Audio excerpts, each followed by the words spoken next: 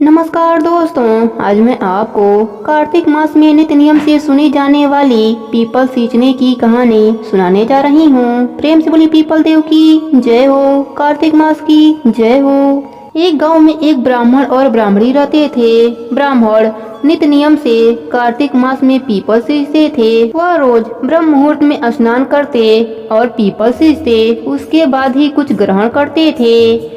एक दिन जब ब्राह्मण देव पीपल सींच रहे थे तो उनमें से आवाज आई, मैं देऊं तू मांग।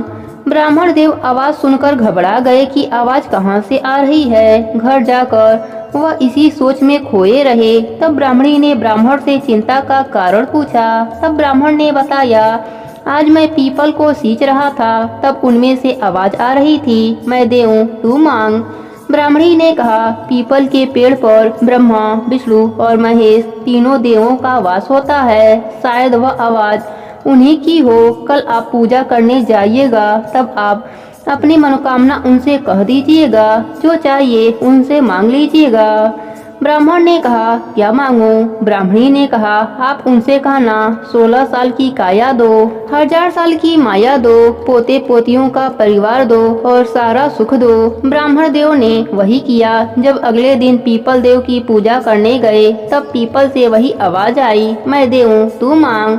तब ब्राह्मण ने कहा, 16 साल की काया दीजिए, 1000 साल की माया दीजिए, पोते पोतियों का परिवार दीजिए और सारा सुख दे दीजिए। देवताओं ने कहा, यह ब्राह्मण देखने में तो सीधा साधा लगता है, पर उसने तो सारा सुख मांग लिया। देवों ने ब्राह्मण से कहा, जो तुमने मांगा है वह सब तुमको मिल जाएगा। फिर ब्राह्मण देव पूजा करके घर को चल दिए। वह रास्ते में इसी सोच में मग्न थे कि मैंने तो पीपल देव से इतना कुछ मांगा, पर उन्होंने कुछ नहीं दिया। इसी सोच में वह घर से आगे निकल गए। ब्राह्मणी ने पीछे से आवाज लगाई, आप अपने घर को भूल गए हैं क्या?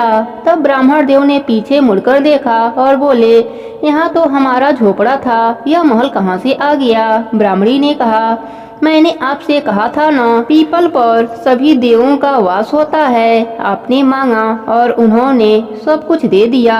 ब्राह्मण ने कहा, नहीं, पीपल देव ने हमें कुछ नहीं दिया, मैं तो खाली हाथ आया हूँ। ब्राह्मणी बोली, पीपल देव ने हमें सब कुछ दे दिया है, आप अंदर तो चलिए। ब्राह्मण देव जब अंदर आए तो देखा वहाँ उनके पोते पोती खेल रहे थे। सारा घर धन दौलत से भर गया था। ब्राह्मण देव ने पीपल को प्रणाम करके क्षमा मांगी और कहा, मैंने जो भी मांगा आपने उससे बढ़कर दिया। फिर ब्राह्मण ने पूरे नगरी में ढिढोरा पिटवा दिया कि कार्तिक महीने में पीपल की पूजा अवश्य करना, क्योंकि यह मास बहुत फलदायी होती है। इसके बाद ब्राह्मण और ब्राह्मणी सुखपूर्वक रहने लगे और नियम से पीपल देव की पूजा करते रहे। पीपल देव की कृपा से ब्राह्मण और ब्राह्मणी को यह लोक में सुखों की प्राप्ति हुई और मरने के बाद स्वर्गलोक की प्राप्ति हुई। हे पीपल देव, जैसे आपने ब्राह्मण और ब्राह्मणी पर कृपा करी, वैसे ही सब पर करना। प्रेम से बोलिए पीपल देव की जय हो, कार्तिक मास की जय हो।